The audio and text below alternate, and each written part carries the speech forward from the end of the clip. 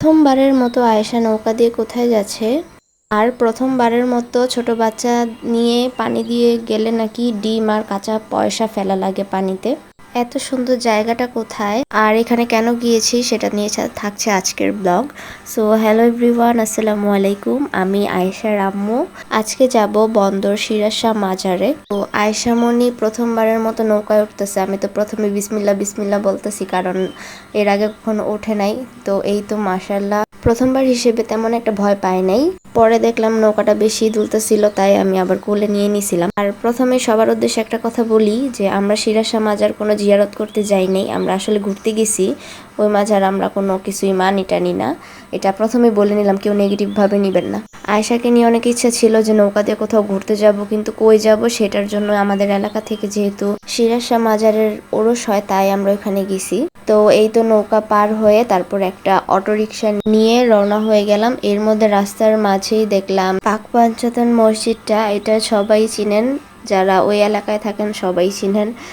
আর তারপর আয়েশার বাবা আবার পুরোটাই ভিডিও করছে, অনেক সুন্দর মসজিদটা। তারপরেই তো দেখতে দেখতে চলে আসলাম মাজারের অনেক সামনে। তারপর হাঁটতে হয়েছে কিছুক্ষণ।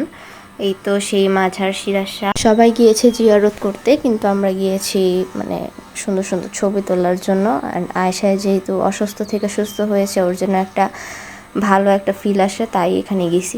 এখানে পরিবেশ খুবই সুন্দর, এই কারণেই যাওয়া। আর প্রথমে আয়েশা একটু নার্ভাস ছিল, কারণ অনেক মানুষ। এরপর আস্তে আস্তে আস্তে আস্তে যখন একটু সময় যায়, তারপর ও ঠিক হয়ে যায়। তারপর জুতোগুলো খুলে দেওয়ার পরে সে হাঁটতে থাকে মাশাল্লাহ। আর এই সুন্দর ড্রেসটা ভিতরে, এই জামাটা পরার কারণ হচ্ছে যেহেতু বন্দর এলাকার সাইড দিয়ে একটু ঠান্ডা, তাই ভিতরে আরেকটা জামা পরাইছি, আর সাথে আরও একটা জামা নিয়ে নিছি আসার সময় যেন পরাতে পারি। এই তো সন্ধ্যা হয়ে গেছে প্রায়, আমরা একটু পরেই রওনা দিব। তারপর ওই বুড়ি তো হাঁটতেছিলই খালি, অনেক এনজয় করছে ও মাশাল্লাহ। তারপরে এই তো সোয়েটার পরাই দিছি, যেহেতু এখানে অনেক ঠান্ডা। এই তো রাতের পরিবেশ। তারপরে এই তো আয়েশা পড়ছি একটু পরেই, লাস্ট মোমেন্টে একটু ভিডিও নিলাম। আয়েশা বুড়ি অনেক এনজয় করছে, আয়েশার জন্যই ওইখানে যাওয়া আর কি। বারবারই বললাম, কেউ আসলে নেগেটিভভাবে নেবেন না। আল্লাহ হাফেজ সবাইকে।